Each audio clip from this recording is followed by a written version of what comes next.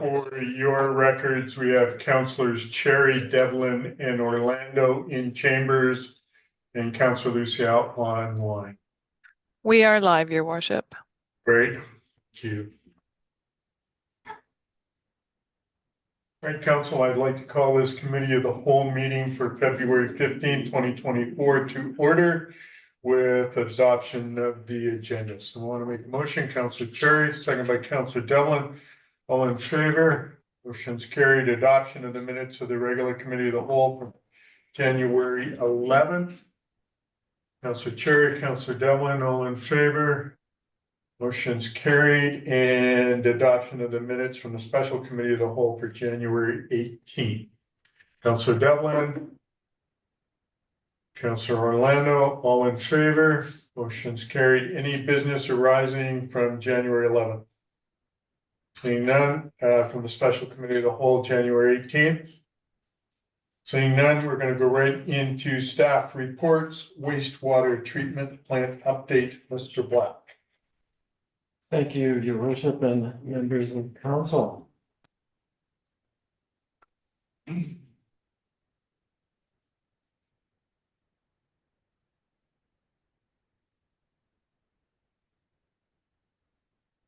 Well, this afternoon, I don't know, if council has had a chance, but we did put together a brief PowerPoint to summarize the more technical nature of this report. It's quite a lot of stuff going on, and it's time for council to understand where we are from a design perspective, dealing with the province and funding. So a little background. In August 2021, we completed the liquid waste management plan stage 3, which was adopted by council in April. BC Environment issued a draft operational certificate for the wastewater treatment plant, dictating what our effluent quality targets are. And the effluent is what's coming out of the plant into the Illicilluit River. In May of 23, our staff and consulting team met with the ministry staff regarding the approved management plan. MOE said they hadn't gotten it. We resent it. MOE said they were going to do some public outreach, including First Nations. That was a 60-day review period. We haven't heard anything back, so we're assuming that there's no comments or content that we need to address as part of the public outreach. After the 60-day period, Ministry of Environment came to us through a letter to the mayor, telling us that our phased approach to developing improvements to the wastewater treatment plant were no longer applicable. That they wanted us to comply immediately with the municipal wastewater regulation, MWR, water quality standards. And so we, in our liquid waste management plan approach, had asked and gone through a process so that we were going to phase these improvements so we could achieve a compliance over time and minimize the upfront costs. As a part of this additional effort that the province requested was an EIS, Environmental Impact Report or statement, for the plant itself and the effluent diffusers going into the Illicilluit River. They also requested updated cost estimates and additional Indigenous engagement. In June of last year, council approved a limited notice to proceed for our consulting contractor design build team to address these questions. At this time, the budget for the wastewater treatment plant was 13.6 million. And again, this is a phased approach. In August, MOE said, nope, you're not staging it. You got to do it all right now. And we need to do the detailed design, modeling of the river diffusion, and new cost estimates based upon immediate compliance with the municipal wastewater regulations, MWR. So to date, we've completed the dilution modeling. We've completed, because of the dilution modeling, we now know what our requirements are for the effluent entering into the river. We now have to treat our wastewater for phosphorus, removing phosphorus. They've also requested additional sampling for things like microplastics and personal hygiene pharmaceuticals, which we don't and are not obligated to treat in our wastewater treatment plant. In addition, last week we were drilling at the wastewater plant to understand the geotechnical constraints underneath our lagoons where the new treatment system will be constructed. The results of that work will be done in the next couple of weeks. And so progress to date, we now know that we've got about a 15 to 16 month construction schedule. Cost that we are guesstimating to complete our poo plant. Professional services, couple $100,000. Construction, 31.5. Unknowns, geotechnical, SCADA. And there was one other, it's in the report, sorry, another 3 million. Most of that is the geotechnical. I'm hopeful that the results will be much less than that. Wastewater treatment is really expensive. It's really expensive. Tofino, 80 million. Kimberly just awarded 185. They got federal and provincial grants covering 70%, so they still had to come up with 20 million for the taxation. Quite significant. We've got approval from our constituents for borrowing up to $7 million. And so that leaves us in a hole of about 20 million. What's our next steps? Council needs to endorse the mayor and myself to travel to Victoria and talk to some ministers to get some more money for this project, or we can put it aside. Thank you. Thanks, Steve. It's so frustrating, I think, when we had an agreement that we're going forward with this whole thing, and then new person in the ministry saying, no, we need to do things in a different way. And so here we are.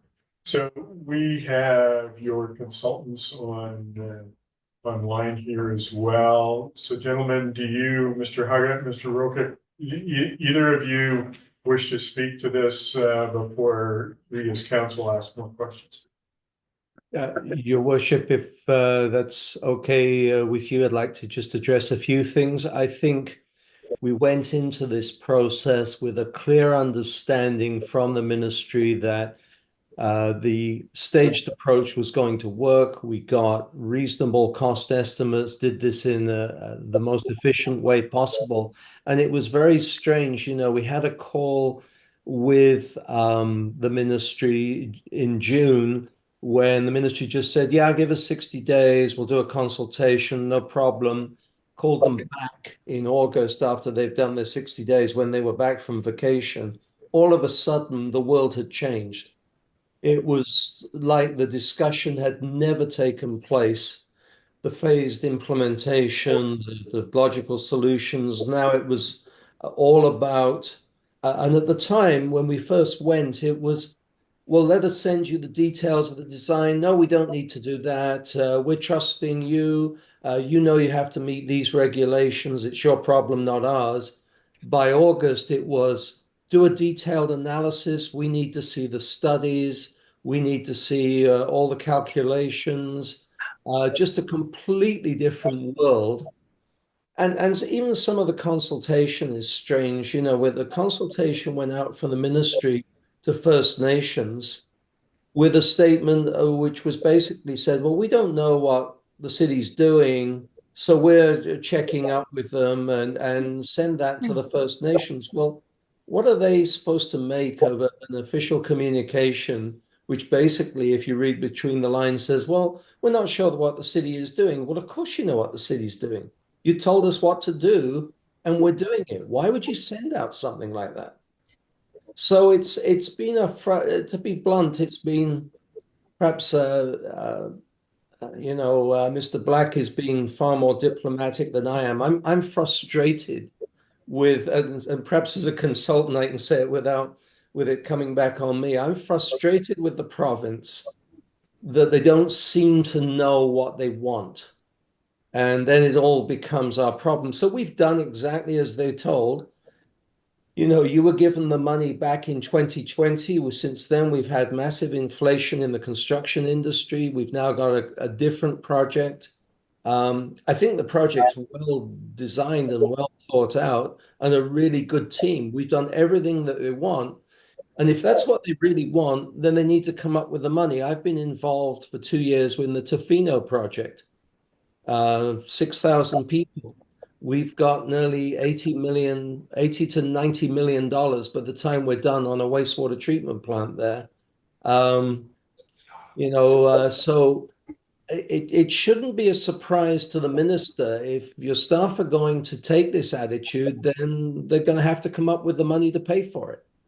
And I guess my attitude has been, well, the city doesn't have the money to pay for it. So if you want this built, you better come up with some money.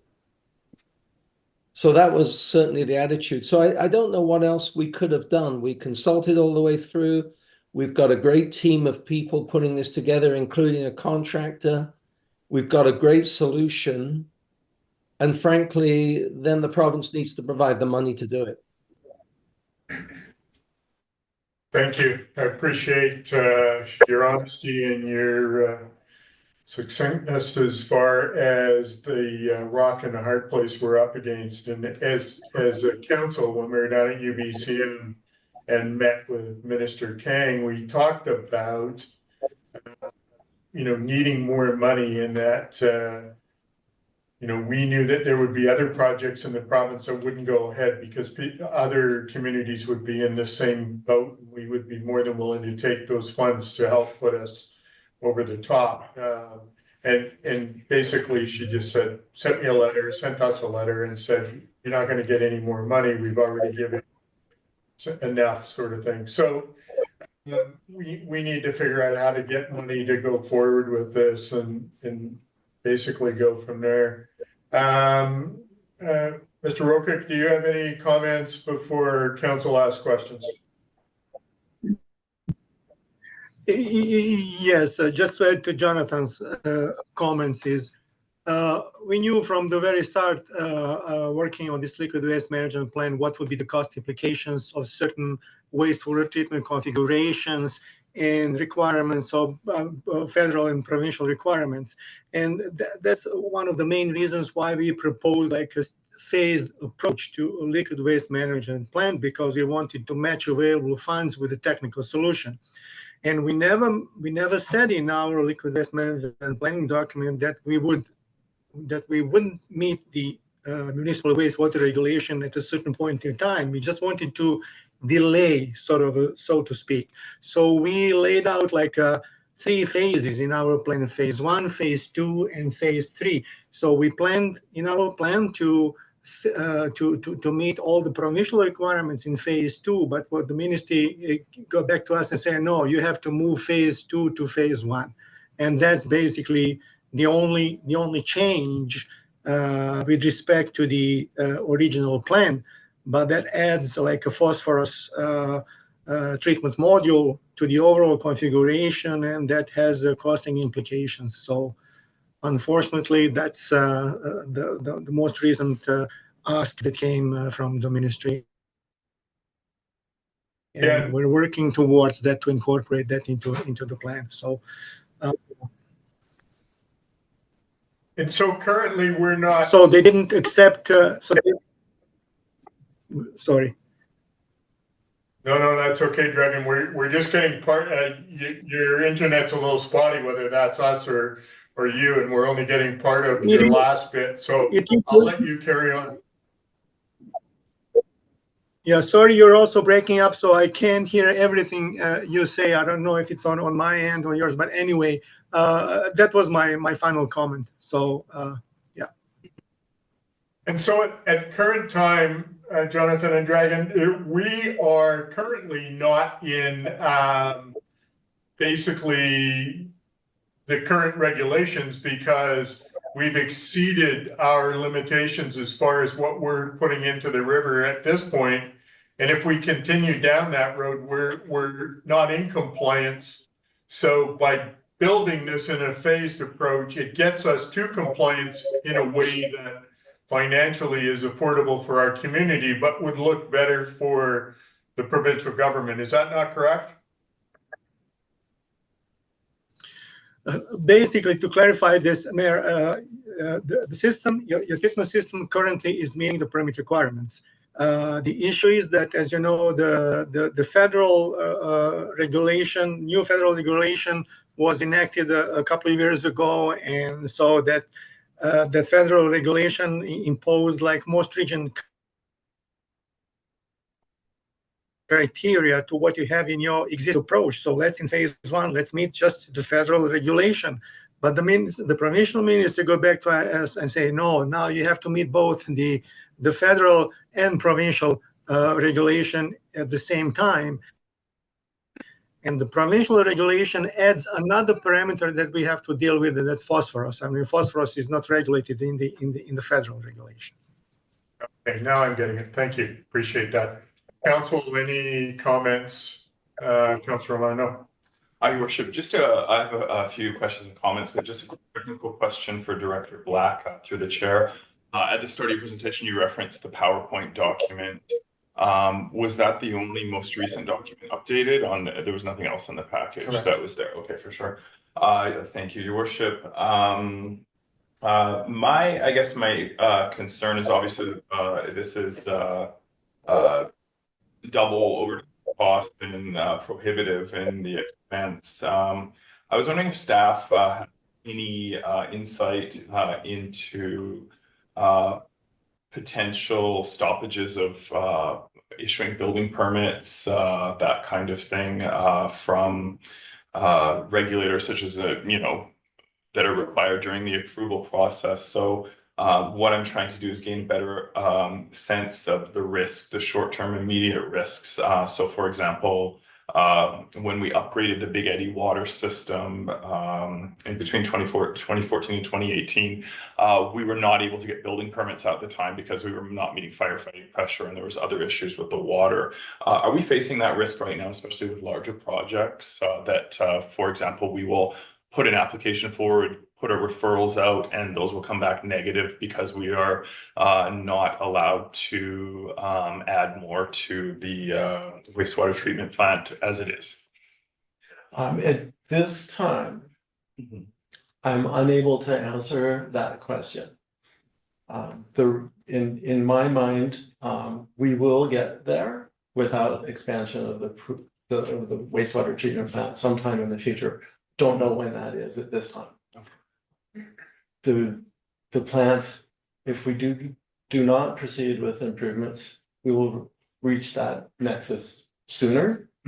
And what we're proposing to do with the design work that has been completed to date is meet the same population growth that was outlined in the OCP for the next 20 years. And so assuming that we're going to add 4,000 or 5,000 more people to the community over the next 20 years, we need this expansion. If the market changes and we don't have significant growth, we might be okay for a little while. An additional analysis will have to be carried forth in order to better understand that implication in particular. Nice. Paul? Your Worship, yeah, thank you, and Director Black, thank you for the response. A different question, and this is related to finance options. So we're looking at 16, $17 million shortfall right now, question mark on where we're going to find this. One source of funding has suggested has been to make an ask of the provincial government to assist with this. Are there other sources of funding that we've identified, such as we've just made a significant application to the Housing Accelerator Fund, the federal fund, or other similar growth-based targets? Do we see any other opportunities to get closer to that shortfall? I will try and speak for the Director of Finance, Ms. Moore. Okay. We have been in discussion. Ms. Moore is on. Okay. To do that. If we do get a half, those funds could be utilized for the wastewater treatment plant expansion. If we don't get the half, we're still in the boat we're in. And to me, there's half is an option. If the province is going to drive us to this treatment level, knowing that we don't have $30 million sitting in a bucket downstairs, we have to find additional source. We don't have it. The province is making us build this plant, or desires of us building this plant and combining two phases to a $35 million tune. The province needs to come to the table. We're the second largest generator of tourism dollars for the province. And if that's important to the province, I think they should be able to come and help us continue to be a revenue stream for the province. Ms. Moore, sorry to speak for you. Ms. Moore, all. comment? I'd like to echo what Steve has said, that the Housing Accelerator Fund, if we do get it, we could put it towards a portion of it towards the $20 million shortfall that we currently have. However, it would only make a dent. I don't believe we would be getting as much as $20 million from the Housing Accelerator Fund if we get any. The $16 million original budget that we had in for 2024, it was a stretch to fund that amount. As you're all aware, we did the 30% increase to fees in 2022, and then a 20% increase to fees, sewer fees in 2023. So over 2 years, sewer users saw a 50% increase in fees. Our current DCC sewer fund at the end of 2023 has about 2.5 million in it. And at the moment, all of that is earmarked for the original budget that was before us prior to the change in phases that the province has put in. So unfortunately, at this time, we don't have any other funding mechanisms to roll out both phases at the same time, the 35 million. The city could consider looking at external debt. However, without having the numbers run in front of me, I can assure you that will be another very large increase to the sewer fees to cover the annual debt servicing with a debt load that big of $20 million.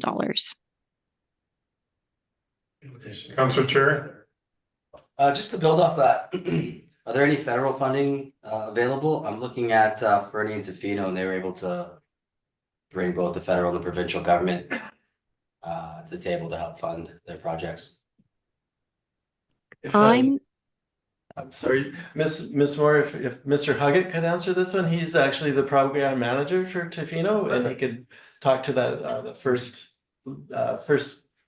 place basis. Great. Well, certainly to Tofino, again, the funds ultimately, even if they're federal funds, they're usually dispersed through the provincial government, even if the source of the money is the province decide where it's going to be allocated. But certainly we received a very large grant in Tofino for 6,000 people. I know it rises to 12,000 people in the middle of the tourist season, but it was substantial, up around, say, the project is going to be about 90 million by the time we're done. Port Alberni had a very large grant. Their project was about $95 million. We've got Kimberley up there as well. So the money seems to be there. And it's a bit of a stretch to understand why some municipalities are successful and why some aren't. And I'll leave that to council to figure out. But it would certainly, I mean, you're coming in at a project with 30 odd million, which is far more efficient than the others. And you would think, you know, we've been responsible in trying to get this cost as low as we can. And compared to other municipalities of our size, we're coming in well under half what they're having to spend. So it would seem that we should be rewarded for that, of getting the funding. But certainly, you know, federal funds always comes in through the province, doesn't it? The province decides where that money is going to go. The federal government rarely distributes it direct to municipalities, except through the province. Councillor Cherry. Yeah, I was just reading that 650,000 in funding came from the federal government through gas tax funds to improve their wastewater facility in Fernie, which is why I was asking directly about federal funds. And then Tofino, I mean, yeah, here's a follow-up question, Your Worship, to the chair. Was Tofino able to do a phased approach on their upgrades? No, it wasn't. It was a straight going, and of course, you know, the argument for it was we were the last discharge on the coast untreated going in to the ocean. It was badly impacting First Nations shellfish harvest areas, and of course an area of outstanding beauty, but then Revelstoke's in an area of outstanding beauty as well. Both are significant environmental areas. So no, we weren't allowed to go phased. We went straight for the final solution, and it's nearing completion now. Thanks, Okay, appreciate that. Councillor Amanda. Oh, yeah, Your Worship, thank you.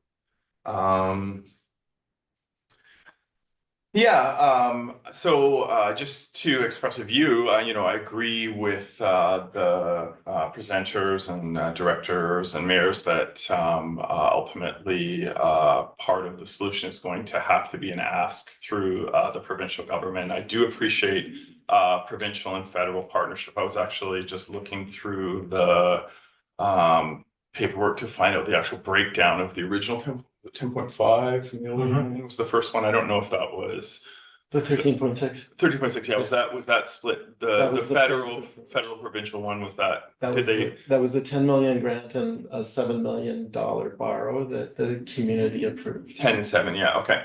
What I was saying is I'm not sure what the federal provincial breakdown of actual funding was, but you know, I just wanted to say we do appreciate the partnership there. And you know, I can appreciate how those on the team, the engineering team, working on this sort of feel a bit of a rug pull in terms of changing of the goalposts as we move forward with the project and the challenges that creates during finance. My thought and point right now here to everyone is that you know, ultimately you know, we're going to have to get beyond that bitter taste, and we're going to have to go forward with a story of partnership and success, looking towards the future. And that means seeing how we can bring our provincial partners on board to the success story that is Revelstoke, including, for example, the Revelstoke Community Housing Society, which I'm on a board member, is hoping to break ground in September for 165 units of affordable housing in Southside, as well as has other projects. We have a lot of development on the go in the town, a lot of tax revenue and a lot of ability to build housing going forward. And we're going to need to find a way to get through to do that and to continue the success story of Revelstoke. I definitely agree we need to do our part to speak and make sure we continue telling that story. So, for example, we have staff at the housing summit ongoing right now over the past 2 days, where you know, federal housing minister Sean Fraser, as well as provincial housing minister Ravi Kahlon, are there presenting. And you know, part of their mission is to you know, share that story, share that success story of housing that's coming up here. I think moving forward, you know, these types of YouTube videos are very definitely reviewed by provincial staff, who then create notes and pass those on to relevant ministries and communications as they compile their communications products and file briefings with the ministers. What I would like to say to you know, relevant ministers is that you know, I, as well as the rest of the council, I feel you know, wants to be a partner up for that success in finding this funding. To that effect, I feel strongly that we should take a positive, goals-based, positive vision approach as we go forward. Sort of eat those negative feelings that we have in a public sphere, and realize that, and this is my opinion, but you do not win head-to-head fight with the province on negative messaging. You move forward with positive messaging, and that's where we find success and partnership together. To that effect, I'm happy for the mayor, and it was the proposal that the CAO also, the Director Black go down there. I hate to volunteer myself. I'd be happy to also attend, and really want to put forward that positive message to them that, we have an opportunity to build housing, build affordable housing, grow forward, build tax base, build our economy, and support our tourism economy, including many projects which are mixed midstream, by partnering up on this and seeing what we can do to get started on this much needed project that also, as a Southside resident, I will say, causes a lot of problems with very severe smell issues each year, in addition to ongoing compliance issues with federal rules, as well as the new regulatory rules outlined in the engineering project of the province. So that is my hope for it. Thank you for your time. Great, thanks for your comment. And, just on that note, Director Black and I have met with Minister Cullen prior to this on other things, and approached it in that partnership effect, and we were effective in getting. So that's kind of how we're going to move forward. We're speaking about the negative effects, so we know what the alternative is around this table. But that's not how we look at things. We look at it in a positive way, and we've asked the questions: where are we at? How do we move forward? Mr. Rokic have made very clear to us, and definitely through Mr. Black, as to what the end results are, how we need to go, or the funding that we're going to need. So we're definitely going to approach that in that way. So I'm going to ask, is there any other council questions before we put a motion on the table to, as Mr. Black has asked, to go to our ministers looking for more funding? Seeing no other comments, would someone want to like to put that message on, or that a motion? Do we have that in the package, Mr. Black? I believe the last. Yeah, the last. Financial section. Yeah. It is clear that staff must pursue additional funding sources to proceed with this project, and that the mayor and Mr. Black travel to Victoria to seek funding. Someone want to make that motion for me? I'll make that motion. Do you need me to repeat it, or? No, I think we're good with that. Seconder for the motion, Councillor Devlin. Any further discussion on that motion? Any further comments, Councillor Orlando? I was just wondering if I could hear the motion, just to be clear. Can you repeat that back? Cindy, or you want Janet? We can ask Janet, however, she's not prepared, I certainly. Okay, Ms. Delassalle, did you get the context of that motion, and could you read it back? Are you able to do that for us? Certainly, Your Worship. That it is clear that staff must pursue additional funding sources to proceed with this project, and that Mayor Souls and Mr. Black travel to Victoria to seek funding. Thank you. Anything further? Any comments? Your Worship, it's my feeling that this is very, as everyone at council table would acknowledge, is very important to the community, and I feel strongly that a team approach is important here, and that the more, including political representatives who can be there to sell the story of the success to come, is positive. And that, in addition, it helps build council experience in these types of asks of the provincial government. So my request would be to, as part of this motion, to either include a council member as well, or loop those council members in to the meeting when we ultimately get the meetings that we're seeking in terms of doing a video or other kinds of meetings.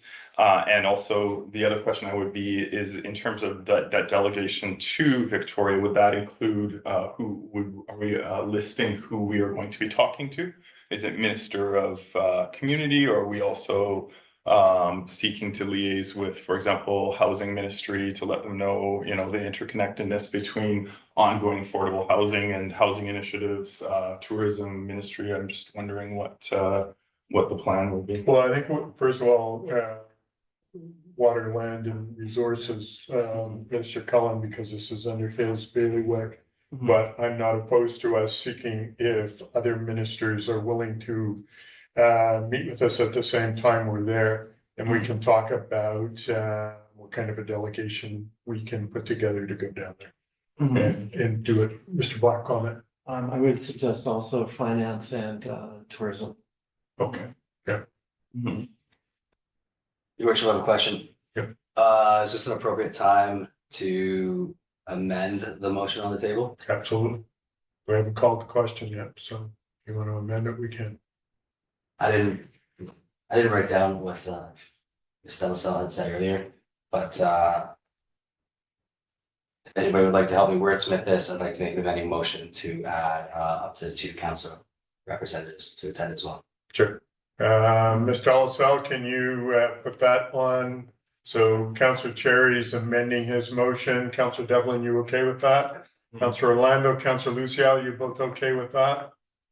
Okay, so Sorry, Your Worship. So Councillor Cherry is going to move the amending motion. Are you going to second that? okay, thank you. And now I'll call the question on that amendment to That's the correct. motion. Yes. All in favor? That motion is carried. The amended motion now is on the table. Now you call the question on the Now, original I'm motion. gonna call the as question amended. on the, any further discussion on that before I call that question? Councillor Orlando, are you okay with that? Yes, I'm okay with that. Just a point of clarification, as part of the planning, we're gonna consider all of the different ministries and what That's approach is gonna be great. Yeah. Absolutely. All right, now I'll call the question on the original amended motion. All those in favor? Motion's carried unanimously. Thank you. All right, thank you, Mr. Black. Thank you. Mr. Hoggett, Mr. Rokic, thank you for taking the time to be here with us today. I appreciate it very much. All right, we are gonna go on. Thank you. Thank you. You're very welcome. On the 9B, Mayor and Council Correspondence Policy, Ms. Floyd, you have the floor. Thank you, Your Worship. So the reason for this, the creation of this policy was to create some sort of formal information document so that council was aware on how responses are provided to the public when they send emails to the group email council@revelstoke.ca. We've heard from a couple of councillors that they aren't sure who responds, if they're responded to. So it's basically just to formalize it so that everybody's on the same page. The policy itself is quite short. However, there is a procedure attached. And I'm happy to make any amendments as you see fit. Or we could just go ahead and have the committee of the whole recommend to council that this policy be adopted. I don't know if you've had some time to review it. Any comments around the table? Councillor Lana? No, I'm trying to let other people go first if at all possible. Your worship, were there any comments or questions? Councillor Chair? Go for it. Councillor Devlin? Okay, I was just going to say, in general, yeah, it looks pretty solid. It's a bookkeeping ask more than anything, and I mean, I can't. I mean, I don't know how other people respond to emails, but this generally is my outlook. If it is sent to council, then there shouldn't be a response on a personal level unless it's a council. Unless council has had time to discuss it and they've come to a conclusion, and if it's a personal email, then I guess it's our job to represent that question or answer that question as it is given to us in our own personal views. So, I mean, that's the part that seems to apply to council, and the rest of it is, I'm assuming, the policy staff is generally following. So bookkeeping and good to have a formalized policy on that. Councilor Chair. Thanks, your worship. Generally, I'm supportive of this. My only fear is not being able to have the freedom to respond as I will to the community. Just want to make sure, doing a bit more of a deeper dive here, just to make sure that that's not something that's being taken away. Yeah, I don't think that's the intention. Oh, I know, just And we want to make sure of that, that we don't take away, nobody needs to be muffled here. If you need to respond in a way that is appropriate for each of you, then I think that ability should still be there. When we say that the mayor is the spokesperson for the community, that's in a generalized term, and not intending to do anything other than that. Any other comments or concerns that you have, Councillor Cherry, before I move to other councillors? no, that's it, your worship. Okay. Councillor Luciano, any comment? Thanks, Mayor Scholes. No, kind of along the same lines as Matt Cherry. Just wanting to make sure that we are able to engage with the community as well. But I think that's kind of been covered. Sure. Councillor Orlando. Yeah, your worship, thank you. And I do thank staff for bringing forward the proposed policy. So at the committee, we can hash over it and maybe make any suggestions or changes. I agree with Councillor Cherry in that I do have concerns about some of the wording specifically, sort of that seem to prohibit me from responding to somebody if I feel that is my wish, of course, with all the appropriate caveats. So as a suggestion, I'm hoping to just make a few sort of line item changes here. And I'm happy to sort of go from top to bottom. They're not very many word changes. If you look on page 1, there's purpose, that's fine. There's also definitions. The first one that I had a little bit of concern of, and this is more of a technicality, is under the media definition. I kind of am not sure if the email policy was specifically meant to address media questions. However, at least I think we should remove the accredited wording from there, simply because we don't have an accreditation system now, and it's I think it would just be more work for staff to create one. That's That's a good point. yeah. Usually accredited means like for an event where you get backstage passes for some reason or something. There's not actually a federal or provincial accreditation system. Then moving down to the procedure section on page 2, we have procedure 1, procedure 2. Just to be clear, I think overall in the procedure part, some of the wording was a bit abstract, and I'm trying to move towards it to be a bit more concrete, so there's a bit more certainty. So just for clarification with staff, the immediate auto reply is this is going to be a computer-based auto acknowledgement saying we have received your email and we will get back to you. That's correct. And that will explain how to them how their email will be handled, including deadlines and timelines in wording of that. For sure. Yeah. So I would advise that, just saying, we will be getting back to you within 72 hours or whatever it is, according to the protocols, explaining in wording why the different deadlines, the 2-week deadline, the 48-hour deadline, the first available working day deadline, just so they'll have some clarity when they receive it. So that is number 2. Number 3, media inquiries will be addressed within 2 business days. Again, this is a fairly general language. And I imagine since we have resourced the communications department, we are already going over and above this, including maintaining positive relationships with people who are doing their job by calling up the city My concern is that the interpretation of this policy going forward is that we may wait 48 hours before responding to this. So I would I'm just, I guess, a question to staff through the chair is, are we by practice doing better than that? So for example, if we had a major incident in town that attracted national attention, some sort of, which happens to us every year or so, would those people be looking to the city for comment on it and be frustrated that we did not get back to them for 2 days because that was the staff interpretation on the policy? So I'm just to have a question on that. So Councillor Orlando, through your worship, that's not the intent. The intent is that within 2 business days, it would be responded to. Right now, I believe that if someone from the media reaches out, we try to get the response right away. And we tell them, yes, your response has been received. We've sent it out to staff, or the mayor will be available this day, or whoever they're trying to contact. Okay. So it's just kind of more of a guideline. We are aiming sooner than 2 business days, but a response should be received. And if there's an emergency thing and we even had to do something after hours, we've been communicating with each other to deal with it immediately. So. Would it be more, sorry, your worship, if I can, would it be more prudent to change the third word from will to must on procedure? It could, however, it's good to note that the policy itself is only the first 2 pages. So council approves this policy.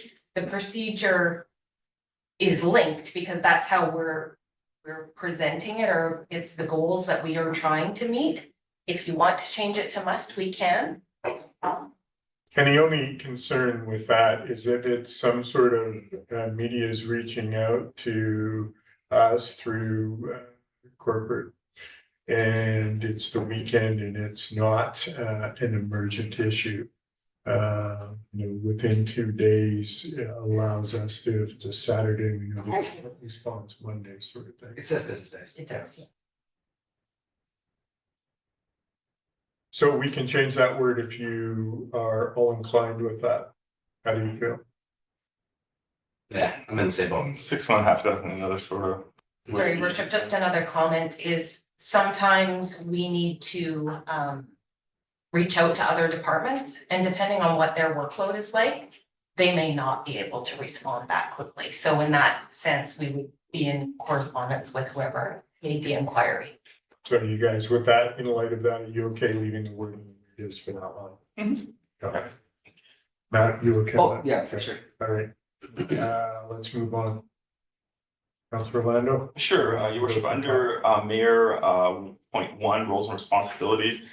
Just a general concern, not just in this section, but in other sections, that we're overlapping with other existing policies that we have. So this is for the remainder of the policy.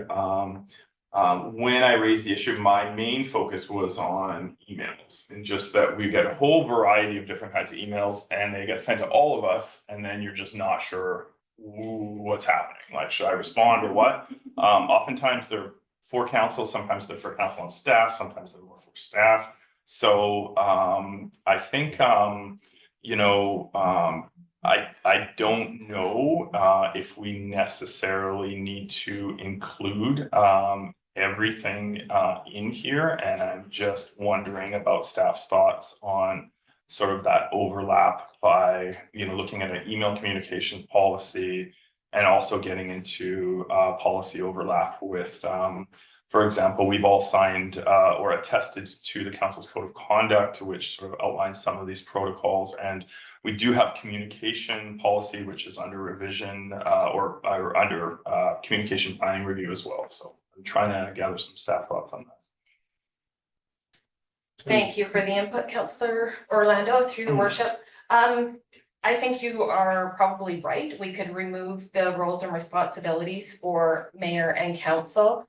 I know that the communications coordinator is planning on reviewing or creating a communications plan where all of these policies will be embedded so that it's one big fulsome document. So you're right, if these are all embedded and they have potentially contradictory information in those sections. Mhm. So I would be happy to remove that. I think that some of the general on page 4 Yeah, should likely still remain in there. sure. Just asking other councilors and specifically Councilor Cherry, I think that maybe the parts you were concerned about limitation on being able to just email someone back who has a question for you was contained in that section. Is that the case or not? Just checking. Just a moment to review.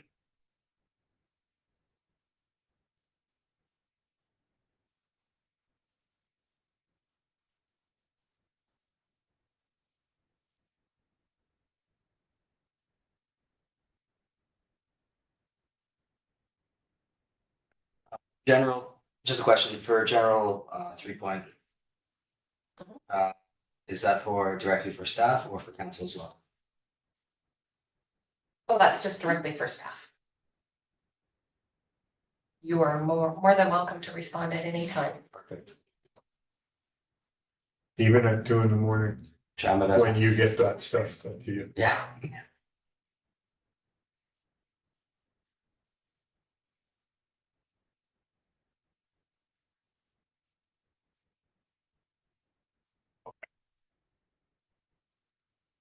Yeah, you guys okay with that, or need to make any changes in the general? Not under just looking at the general section, one seems fine. I just if I may, 2 is great, and I'd like to thank staff for putting that in there. I believe we probably received some invitations by mail still, paper mail, and I know if missed things that I feel I would have liked to know about. So that also helps just with planning everyone. That's related to adding it into the digital calendar, adding invitations into the digital calendar. 3 is fine. 4 seems fine as well. 5. I think in just general, and I don't know if it's located down there, one part that might be added to this one is the response that is provided, and I'll provide a specific example for you. Will those be copied to council? So for example, someone writes to all council and has a very specific thing. They go, why is the gate on the tennis court all of a sudden locked? And we go there and like I have no idea about when or it was not locked. So right now, when I receive that, I'm like, okay, what do I do with this? Should we all individually email it to the parks director and ask for like what's going on, and they respond to them or respond to us? Or do we know if they receive a response? So what I'm wondering is, in the cases where there are detail or staff-oriented questions that are appropriately responded to by staff, such as operational questions, will we be copied on those so that we know, have that information, then from there can, if we would like, reach out to them and say to the writer and say, yeah, does that answer your questions? Do you have any further concerns? And that's sort of just more of a procedure question. Thank you, Councillor Orlando. Yes, the intent is for us to close the loop so that you know that the inquiry has been addressed. Yes. And then if you choose to follow up with the individual, that's to you. Okay.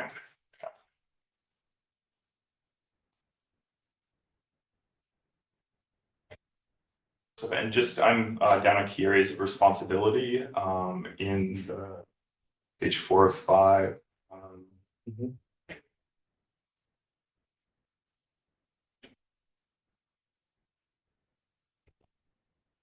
On to correspondence to council. So that is a concern I think Councilor Cherry had. If you look at key areas of responsibility B, it says we'll respond to, council can respond to emails addressed to us individually, to some of us, but not to all of us. And I feel that should be changed. Of course, every time we're responding, we're representing ourselves individually as a council member, but I don't think we should have a wording that somehow has the perception of preventing us from responding at any time should we choose. Yeah, and so my biggest concern with that, counselor, is if some constituents come to you privately, you want to be able to respond to them back privately. They need to know that their communication with you, it may come to council at some point, but you may be chatting with someone, and they want to feel that they have a sense of privacy, not that they're asking for something in particular, but they don't want their business and they're going like, what's the procedure? Do you have a problem with that? If you're explaining a procedure privately to someone, do you want everyone else to know? How do you guys feel about that sort of? If I can, your worship, just jump in on this. This, I think this is the appropriate time. It may be appropriate to have a digital signature representative of the city for each counselor that states both that this is open to the get FOIP'd, as well as, some sort of legal disclaimer that what we're saying is our opinion. Doesn't, may So, not directly comment reflect to the that, city Ms. or other councils. Thank you, Councillor Cherry. Yeah, that would have to be something that I look into, because right now everything is FOIable, and I believe that might be a standard statement you want to add to emails that you send individually to the public. I have, I've created an auto an auto signature, but something that we all have for us. I could definitely see what IT has to say, and we can come up with something. Comment?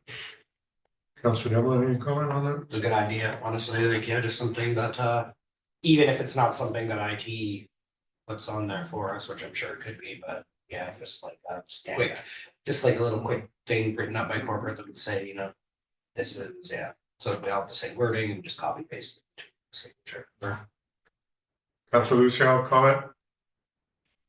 Yeah, I'd have to agree with that. I think it would be something to have a nice standard set across all the counselors, just so there's that kind of disclaimer. And then I know it's been brought up around like social media platforms and us responding to things online about that. So I think if we just have that same standard across all of our online communications, that would be better and make us look more professional and all on the same page instead of our own interpretations of it.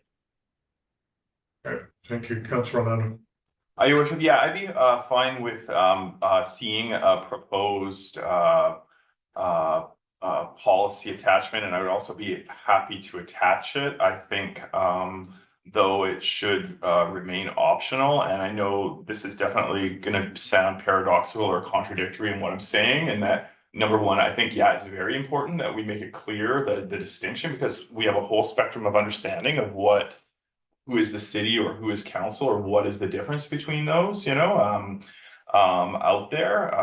And that's important. But on the other hand, again, it's maintaining that freedom as an independent representative of elected official. We are elected to represent the people who vote us in here. We are not City of Revelstoke, employees. There's a separation. So to have by policy something that we don't have control over, or could choose to. I would just appreciate the opportunity to opt out of it and go with my own. Currently, my practice is just to try to make it clear, in my wording, that this is my thoughts, and often say, yeah, we'll wait to see what staff says on your specific operations related questions.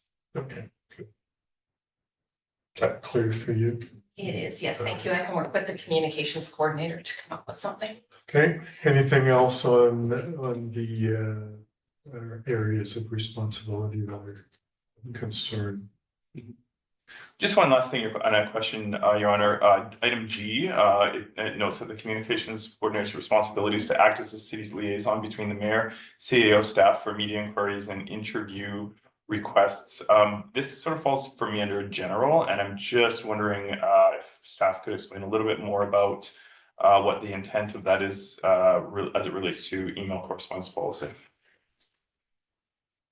Thank you, Councillor Orlando. So it wasn't really directly related to email correspondence, with the exception of quite often, the communications@revelstoke.ca email will get requests for an interview or a meeting with the mayor or the CAO. And usually at this point, the executive assistant addresses those. But going forward, when the communications coordinator has developed a communications plan, she will be the go-to and provide a response. Your worship, just one final comment. I'm glad we have a chance to address this. I feel that in general, it's a weakness for the city, and that oftentimes we're confronted with situations where we have there's so much variety, political, operational questions, and staff don't know how to respond. I have not known how to respond. There's been a lot of confusion, and I think a lot of resources spent with senior staff dealing with something that we're just not clear on how it's going to a lot of back and forthing, a lot of behind the scenes communications that people aren't looped into, and it can be really disorienting and stressful, I think, for staff. So it's great to have a policy that gets towards making it clear for everyone what's going on, separates political from administrative communications, and just makes it an easier procedures-based process. Great. So at this point in time, Ms. Floyd, do you need any resolution to move this forward? How do you feel? Thank you, Your Worship. Yes, I would like a recommendation or a resolution. Potentially, the Committee of the Whole recommends to Council that Mayor and Council Correspondence Policy C3 be approved as amended. And we'll bring that forward on the 27th with the changes that you requested. Okay. I'm going to make the motion as as just was mentioned. Just stated. Corporate officer, as just stated. All right. So Councillor Devlin, you're going to second that? Okay. Ms. Delasal, you have that between you and Ms. Floyd, that motion? Yes, Your Worship. Thank you. Thank you. All right. Any other comments on the motion on the table? Yeah, just to reiterate my first comment, Your Worship, in general, I'm in favor of the spirit of this. I think it's will help. My only fear, again, is that it could be weaponized in the future to muzzle any councillor.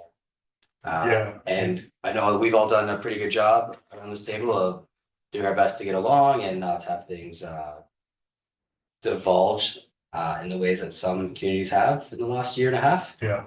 Around the table. So I just want to make sure that that spirit and the intent is kept alive. Perfect. Appreciate that too. Thank you. All right, I'll call the question. All those in favor? Opposed? Motion's carried unanimously. Thank you, Ms. Floyd. Appreciate you taking the time to get that to us. Work on that. Thank you. Moving on to 11A, Silga calls for nominations. So there's some stuff that we've got here. Well, first nominations. Is there any of you that want to run for Silga? Councillor Lando, you want to run for Silga? Thank you, Your Worship. Thank you for your nomination. No, just kidding. No, I'm more than willing to do that. Just wondering, there's no debt. This does not need to be done by resolution of council, as reading today, and I was like, you can just do it individually. Is that right? That's correct. Yeah, That's yeah. correct. Yes. You, Councillor Orlando, through Your Worship, you requested that this and the next item Yeah, be moved. that's right. So Yeah. You nominating anybody? Nobody has asked me to be nominated. I'm not nominating myself, and Would you like to sit on the Silga board? Your Worship, if I were to do that, I would need to consider that a little bit longer, but I would, so I'm not prepared to today. But I noticed the deadline's the 29th, so there's still a couple weeks. There's still some, yeah, if to you're file, interested, then by all means. Right. Okay, moving on from there. Anyone else that wants to sit on Silga? You've got all the time in the world, Councillor Lussan, you want to sit on Silga? I would say my capacity is a bit reached right now, so I don't know if I have the time for that, but consider it maybe in the future. All right, thank you. All right, yeah, so definitely give some thought. We do have a bit of time on that. Calls for resolutions. So a couple of you have brought some resolutions forward. I've read through them briefly. I don't believe that some of this stuff has been brought forward before. However, with emergency preparedness planning, with the forest fires in most of the areas of the province, there is all kinds of communication going forward with different ways to prepare. Any of the, from what I'm hearing, any of the communities that have had fires are not happy with Emergency Management BC and their ways of doing things. So there's continued conversation. Having said that, I'm not opposed to any of these going forward, but I want input from all of you as to what you feel. And then, of course, they're just gonna go to Silga, that's the start, and then Silga will weigh in whether they feel that we're duplicating or they're able to move these forward. And I believe they would advise once we sent them in, is that correct? All right. So any comment from any of you? So let's start really with some of the stuff that you put through Councilor Lusal. Do you want to make comment on any of the statements that we have here before us? Yeah. Sorry, thanks, Mayor Souls. Yeah, first I'll start out with just a little bit of background on my job. So I'm not directly employed with the food bank. Through the neighborhood kitchen, I'm a separate entity that works alongside the food bank, just under the umbrella of Community Connections. So I feel bringing forward the first one about food accessibility and affordability, there would be no conflict there. As the resolution kind of states, there is really no middle ground between emergency food support and retail grocery stores. Food support is one of the only supports that's available for people. There's very little rental support, bill support, anything like that. So it's the first avenue that people lean on. Food banks all across the province have seen increased subscription numbers, increased number of visits, less donations, increase in food prices, as has everybody. So there really needs to be a plan of how we're going to address this and kind of fill this missing middle of food security. We need to make a network that connects local producers and connects them to their communities. And this there's already conversations between food banks and food hubs and in communities, but without funding coming from the federal or provincial level, it is going to take a while for this to get going. And this will be an issue that gets downloaded onto municipalities if food banks aren't able to continue to stay open. Councilor Lennox. Your worship, yeah, just a quick point of order, and I do appreciate Councillor Luciao at the start of the discussion of the motion that is put forward, addressing a conflict issue, explaining that his role as is outside of the actual food bank right now. So conflict questions are questions for council. So what I feel is appropriate that we do is as a council here, just confirm publicly that we're okay with that explanation. We feel that there is, in our opinion, not a conflict. Conflict questions are questions of council, not of staff. So I just would run around the table here and make sure everyone's comfortable with that before we discuss that further. Yeah, that had gone through my mind when I first thought about this, and I'm comfortable with. I personally am comfortable with Councilor Luciao's comment on that. Councilor Cherry. I'm comfortable, and I think he brings a unique perspective working next. Sorry, from his. Councilor Devlin. Yeah, I'm comfortable with it. It seems on the up and up. That's fair to say. Councilor Lennon. Great, yeah, myself as well, and I thank Councilor Lucio for bringing it up because if the question is raised in the future, that we have a clear record of us discussing it here, and that takes the pressure off him and puts it as a decision of council that we have made. So thank you. Good. So are we comfortable with the food accessibility and affordability motion as written going forward to SOGA?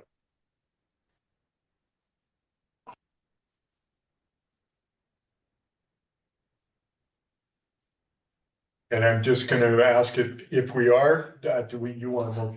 Your worship, I think that we could probably have one motion that the committee of the whole recommends to council All that of these? staff work with councillors Cherry and Luciao on these resolutions to submit to Silga. Quite often Silga will provide a response and tweak the wording a little bit. So I just want to make sure that we have that covered. Okay.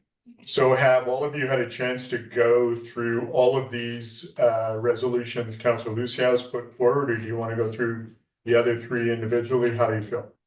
Councilor Lennon? Your worship, they're not labeled by numbers, so I don't know which one is which. So we're looking right now at the food, one entitled Food Accessibility and Affordability. Yeah. But I don't know, are we also addressing the other ones as well? Yeah, so the other three that are stapled together came from Council Luciao. Okay.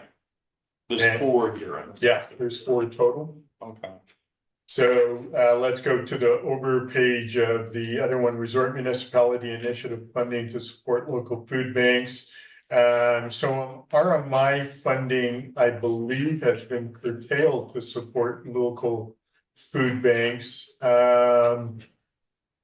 You have any comment on that, Councilor Luciao? Yeah, with the wording of this one, the biggest thing is for them to release more RMI fundings that are going specifically to the food banks and food support programs in these communities and not trying to take it away from the amount that they are already giving the community. Right, and so what we want is, we want to make sure that the funds that come through the RMI, if those that are making the decisions with this funding feel that some of the funding should go to food banks, have the ability to do so and not be curtailed by provincial government saying, no, you can't send money. Is that the intention? Yes. Okay, all right. Any comments from council? Councilor Leno? Just for clarity, and I'm sorry because I'm reading and listening at the same time. Is there a known portion, do we know how much RMI funds is released to support food banks, or is there some at this point, or? I don't think we have anyone around the table here who has that knowledge. Mr. Atia is away. And I know there was an amount of money through the RMI program that was suggested to go, but I don't know if that's set. So I think, you know, that question, go ahead.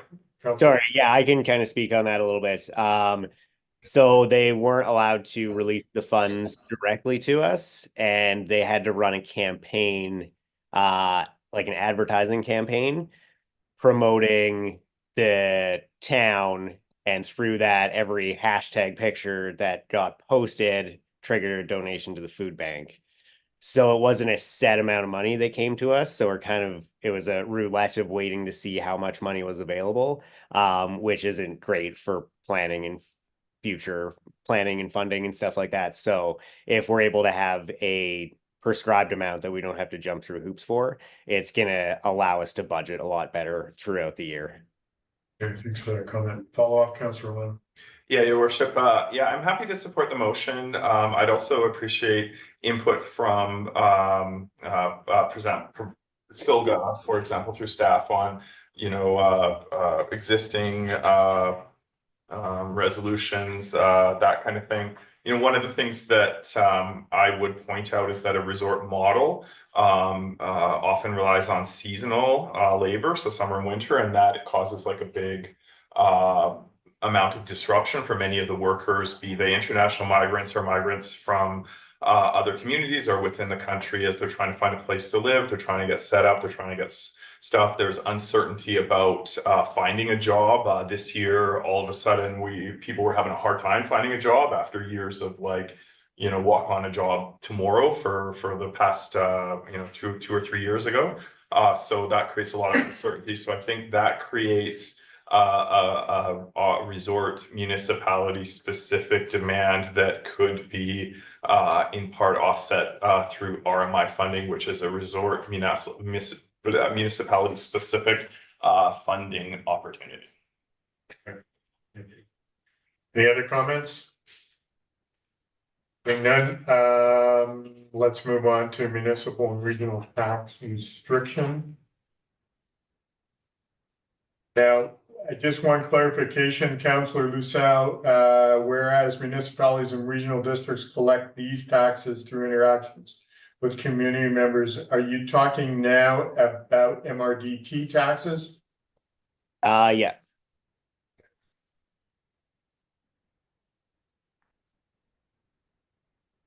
Your worship, I think, I'm in favor in the spirit of this one, but does need some, wording changes.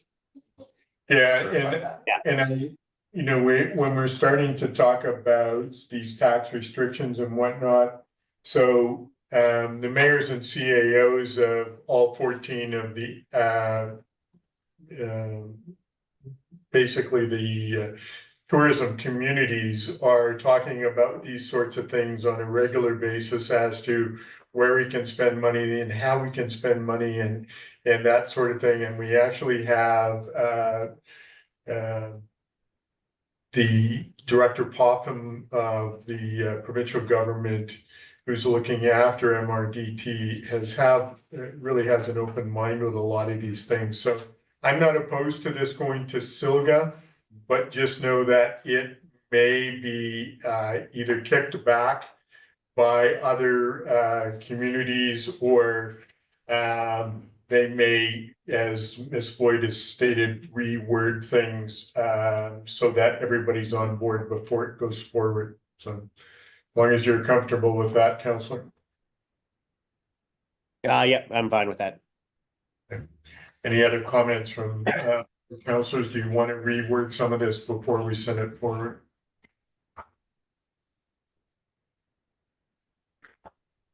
I think we need to put in there somewhere about, rather than these taxes, MRDT taxes. And that, would you be comfortable with that, council? Yeah, I'm fine with that change. Okay. How about the rest of council, Councillor Lano?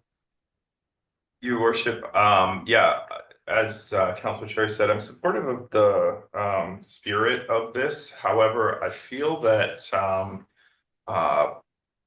where the rubber hits the road in the ongoing evolution of MRDT taxes and constant reassessment, program reassessment, that in order for this resolution to be effective and something that someone being lobbied at the other end in Victoria can interpret and say, okay, this is clear what they want here. It needs a significant amount of work in the wording to be effective. So I don't oppose the spirit of it, but I feel that I would like to reconsider it once it has some workshopping going forward, perhaps through Silga, to suggest exactly what more effective wording would be. Okay, If I can build off that, your worship. sure. As this is a committee of the whole meeting, if we support these in spirit, they'll have the opportunity to see the wording at council. Correct. We will be sending it to, just for clarification. Yeah, that's exactly it. Okay, so are you comfortable? We can work on this? Okay. All right, and then regional emergency preparedness planning.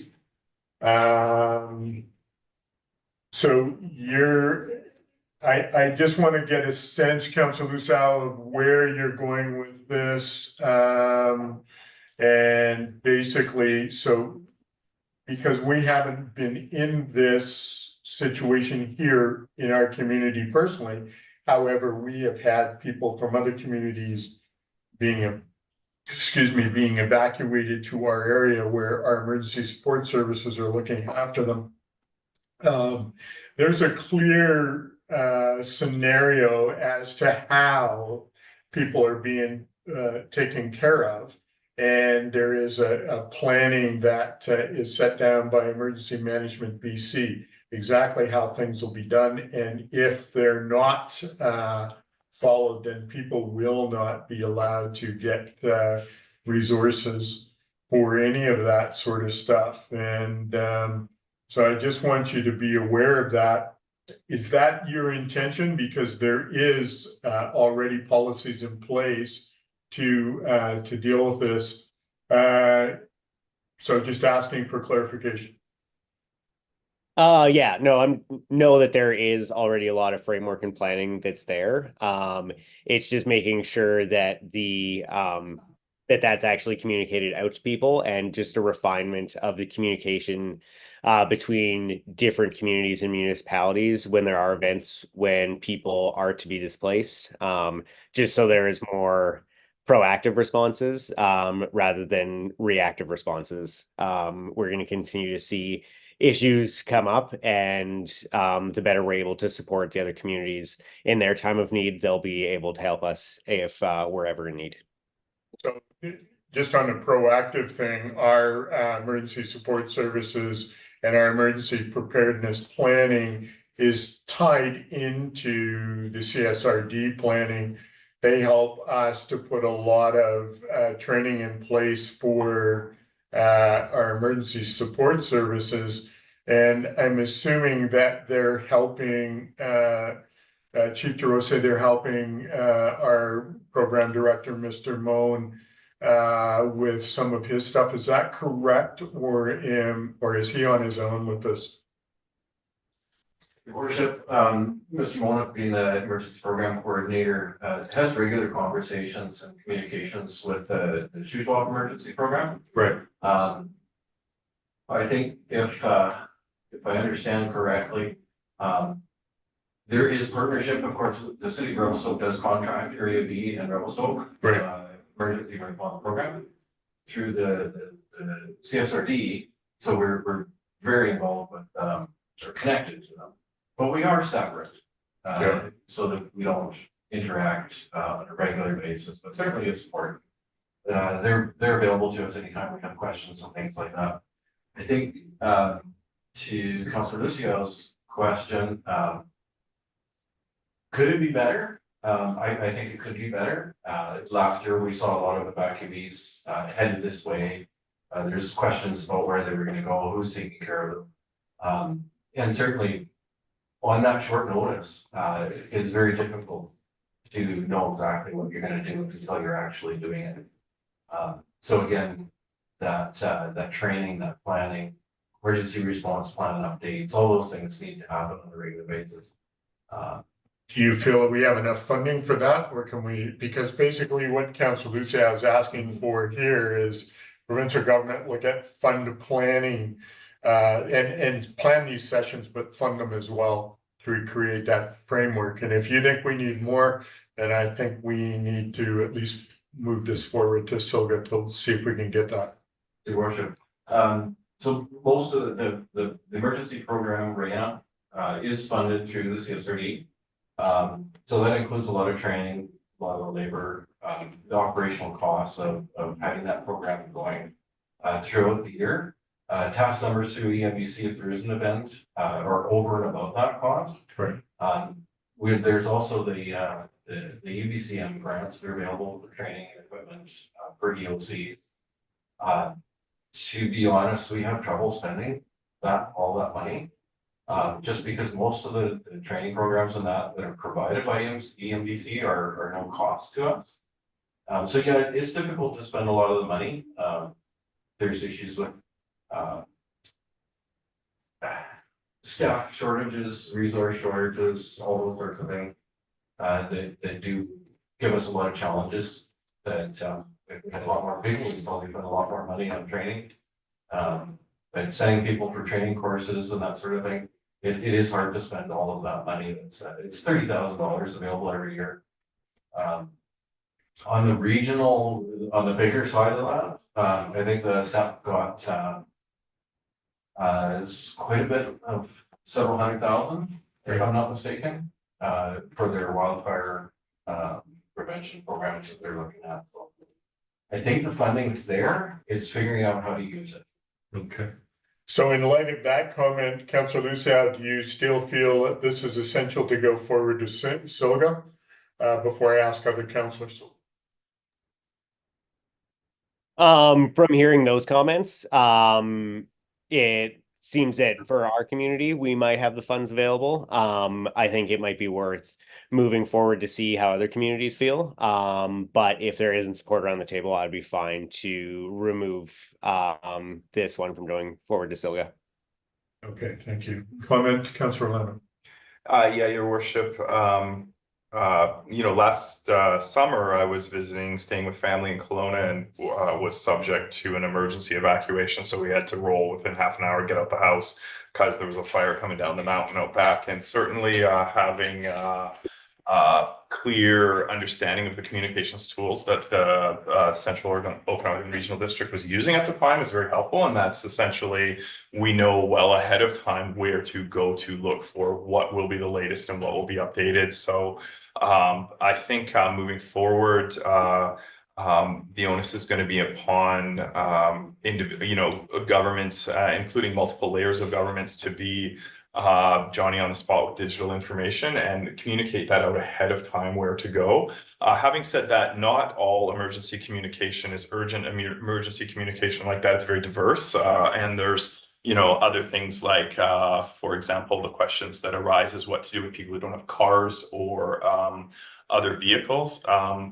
And et cetera, et cetera. So when looking at this, I don't think the wording in the second paragraph is tight enough to lead to the outcome that we're looking for. And in my mind, that is in the future having a real robust understanding, as is stated here, of who does what and where to go and where to find information at the time. So I don't think it's quite developed enough at this point, and I'm looking forward to us continuing to partner with other level of governments to make it clear, because I know for a fact from data analysis that this is a big issue, especially for residents in outlying areas such as Arrow Heights. They just don't know where to go necessarily when something's going to happen. They're not 100% sure. If I said to you right now, where do you find the information? Where do you go if you need to find urgent information on evacuation?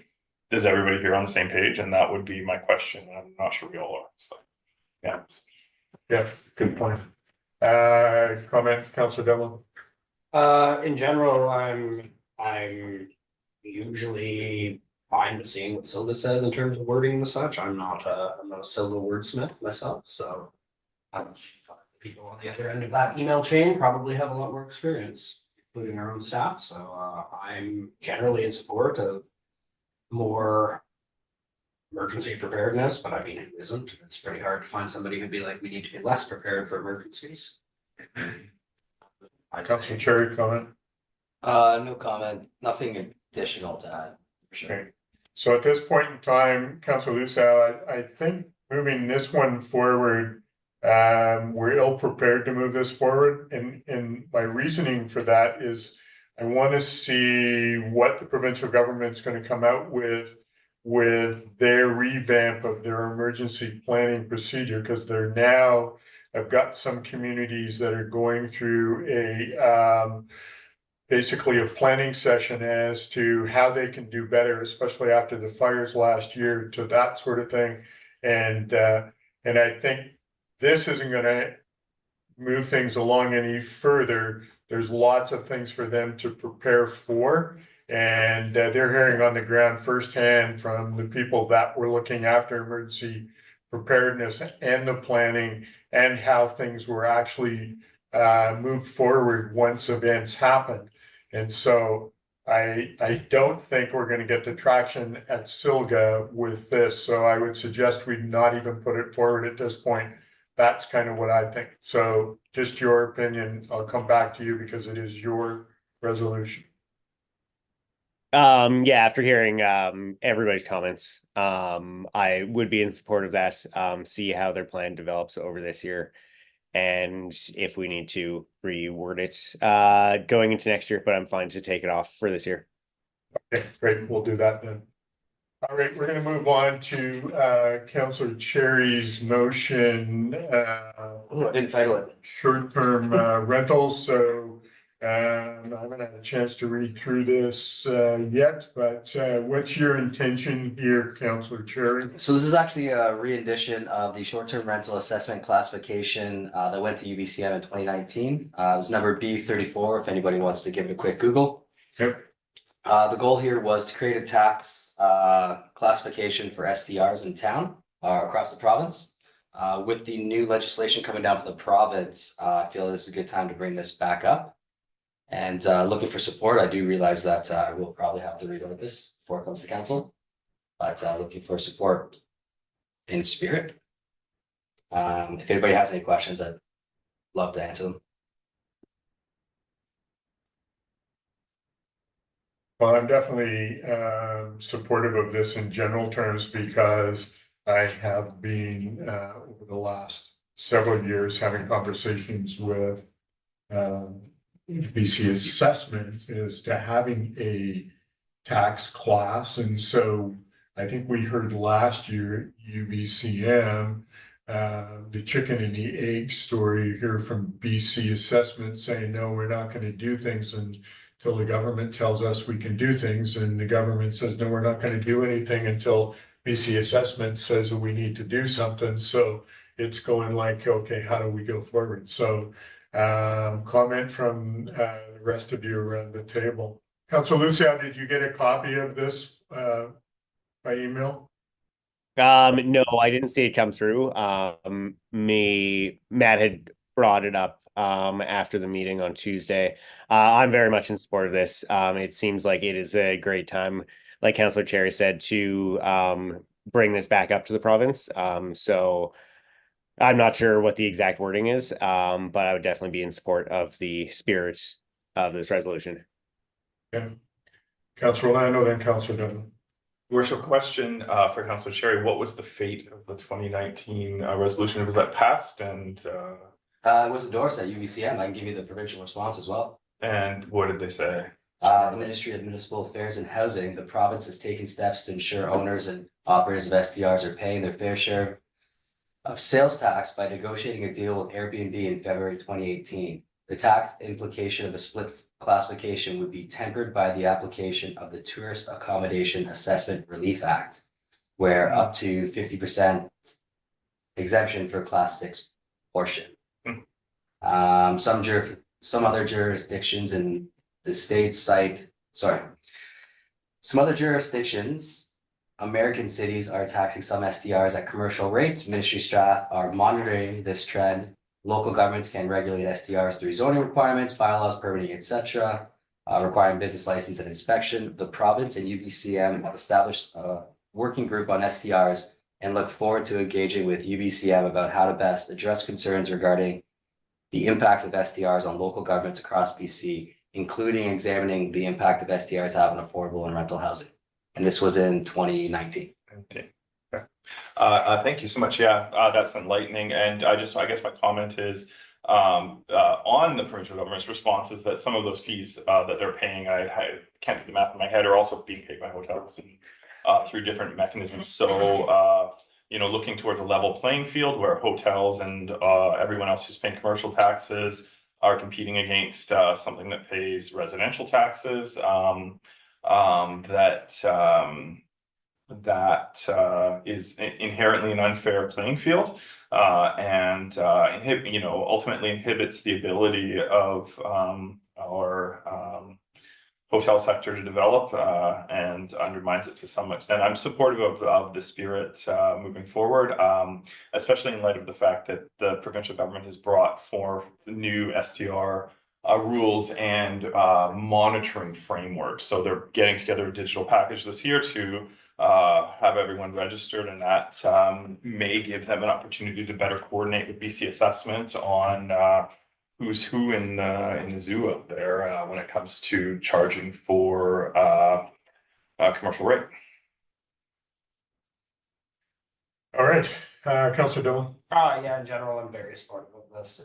It's another tool in the toolbox that conceivably could, at least in the towns such as ours, where short-term rentals are prevalent, at least it would make them pay more of a fair share, especially as they are a profitable business model and they do not particularly profit the city that they take advantage of, in my opinion. So I'm very supportive of pushing this forward. It would help to solve a lot of problems, I think.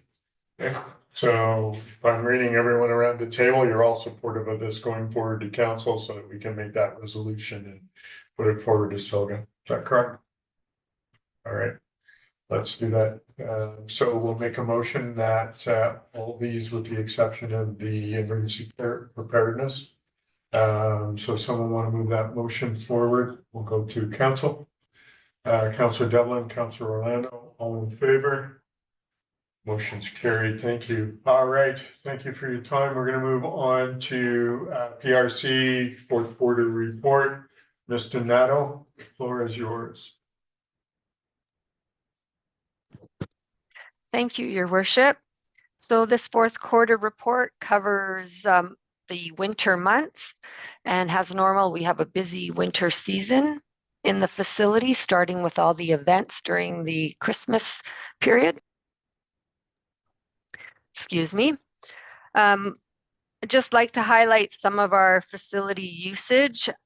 You can see by the graphs that all the facilities saw an increase in visitation. In particular, with the Aquatic Center, we had over 69,000 patrons visit the facility in 2023. So that brought us back to pre-COVID numbers. The same was true for the aquatic program participants in swim lessons, the field bookings, and the arena usage. All those numbers were quite high.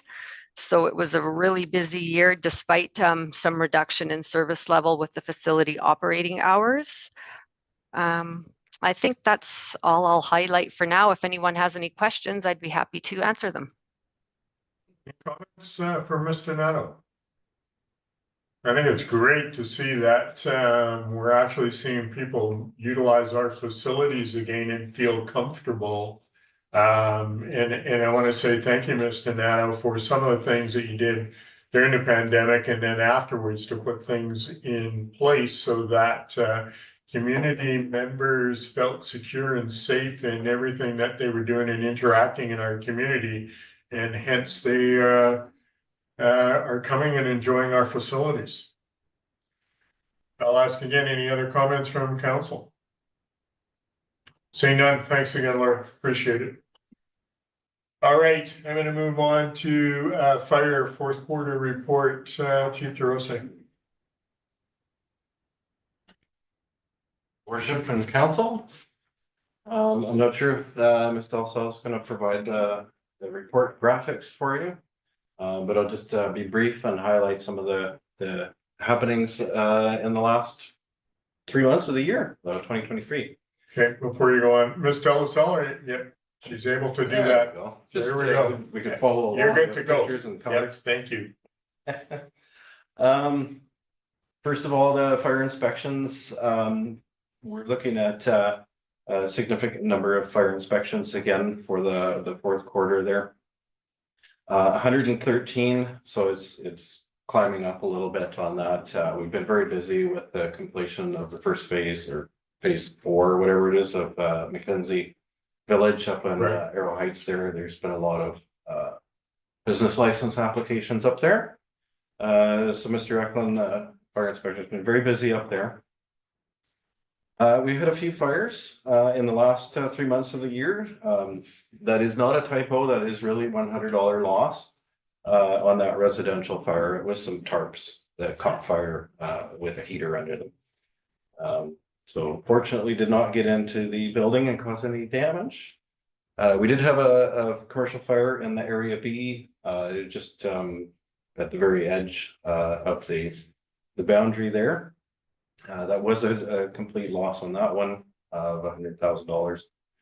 And recreational vehicle up by the Rest Oak Dam for $129,100. Properties at risk, of course, 1.373 million. So there was a lot of property value there that was saved by the department. Fire and life safety education. We love having the kids come in. They're wide-eyed and have so many questions. And you can imagine how many questions 250 kids from kindergarten to grade 3 might have. Enjoying a brief time with Sparky and friends at the fire hall. I just realized that Sparky is modeling down there. Yeah. We also had fire chief for a day in October. We have 3 winners from the 3 schools that get to come and spend a part of the day with the fire chief and have some pizza and do some fun things down at the training center. They especially enjoy breaking through the drywall, as that is one of the things there. A number of daycares came through as well for tours and fire safety presentations, as much as they are for the daycare kids. And elementary schools did some fire drills as well. Our performance measurements on the next page. Not much change there. There's been a little bit of improvement. 50% structured fire responses met the targets there. The times get longer the further you go out, and of course the first responder calls have a delay when there's only one staff member at our hall, so we have to call somebody over and back in on the night times. On fire responses, you can see the incident distributions there. 130 calls, 114 in Revelstoke, only 2 in the fire protection area outside of the city there. 14 highway rescue calls that required the crews to go out there. Interestingly, the highest volume of calls was on a Tuesday for this period. And if you have any interest, it really does change throughout the year what day of the week is the most busy. And I believe as I get more information, I believe it's going to be a seasonal thing. So what is happening in a particular month is going to change what day of the weeks are more busy. So that's something I'm watching. That's going to be quite interesting, I think. Stuff I'm interested in. Yeah. Fire department training on the next page. Fire department was pretty busy. 15 topics were covered, from auto extrication to chimney fires and rapid intervention team. Over 10 sessions and 27 hours of training. Now that's 27 hours of session training. So if we have 10 people there, that's quite a few hours collectively. Right. You can see a couple pictures there. We have the new recruits are training. They're just about to finish up their first initial training program. So we're hoping to do ride outs with the 7 that are left from the 2023 intake.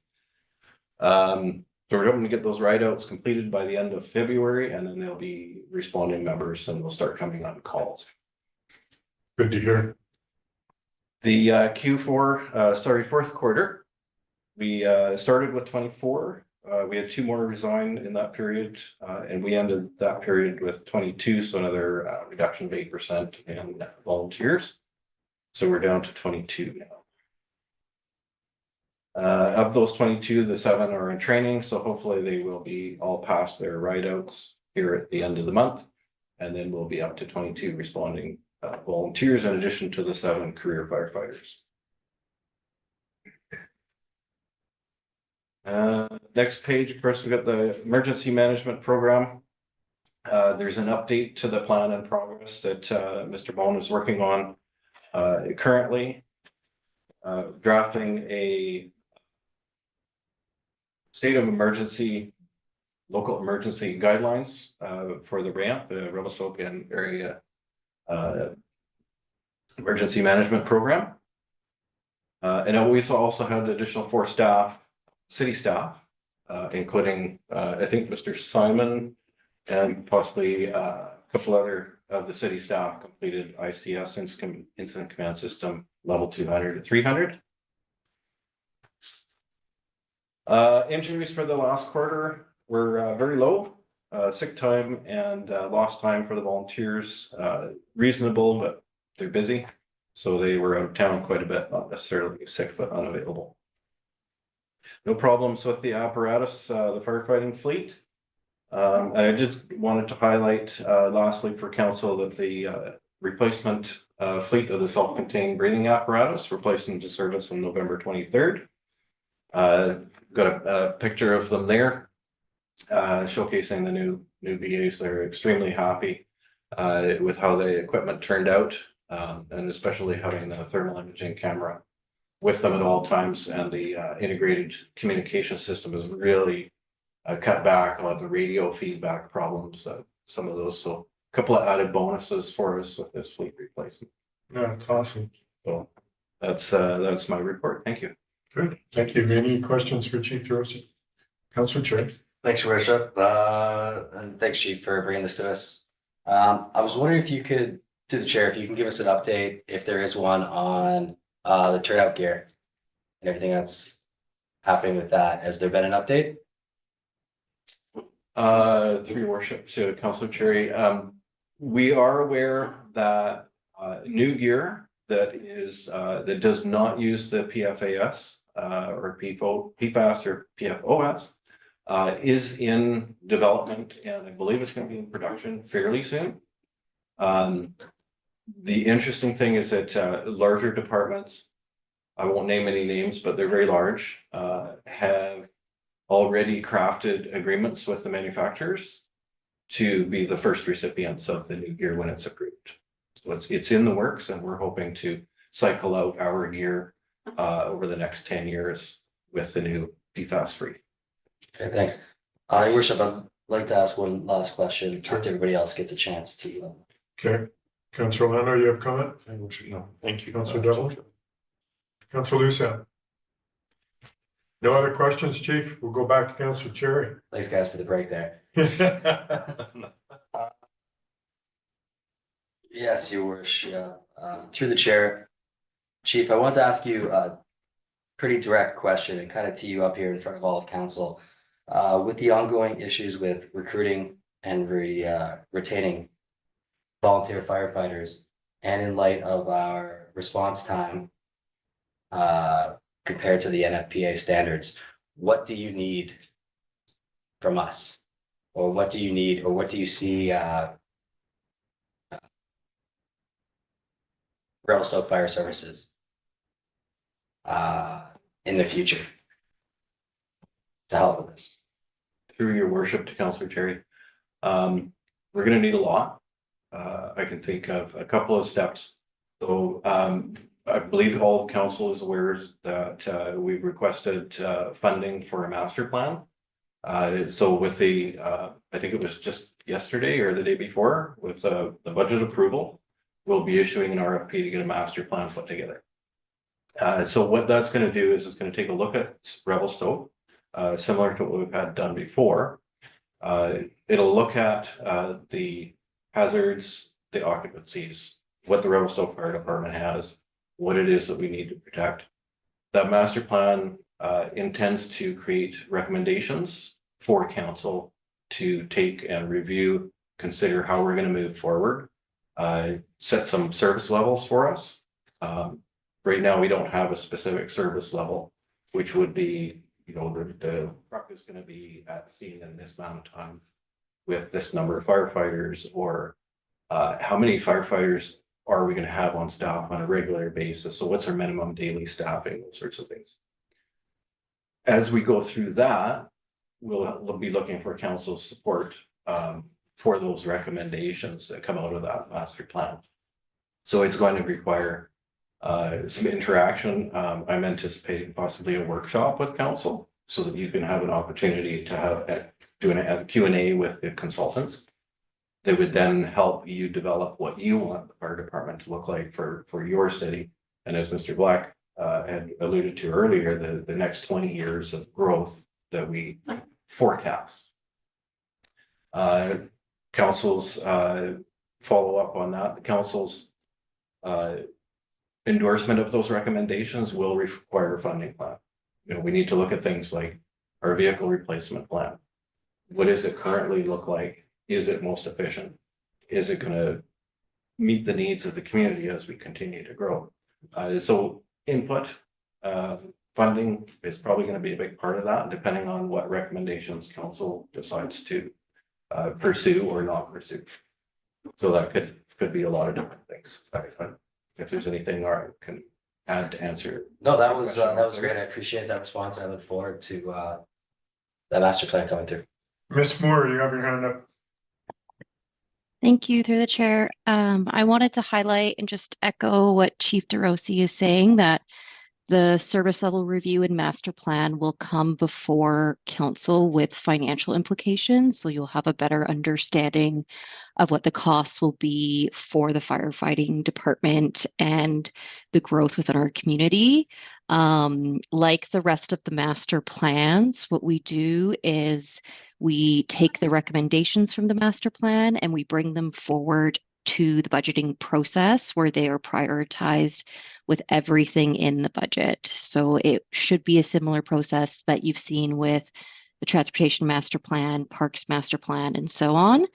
And so more information will come in terms of the long-term planning of the fire department, and any of the requests to either increase service levels or required resources to maintain service levels will all flow through the budgeting process. Great, appreciate that comment. Any other questions for Chief DeRosa? Seeing none, thank you, Chief. Appreciate your report, your input. Thank you, Ms. Moore. I'm gonna ask to go in camera pursuant to section 90.1D of the community charter. Someone wanna make that motion for me? Councillor Orlando, Councillor Devlin, all in favor? Motion's carried. Ms. Delassalle will take a 10-minute break and then come back in camera. Thank you.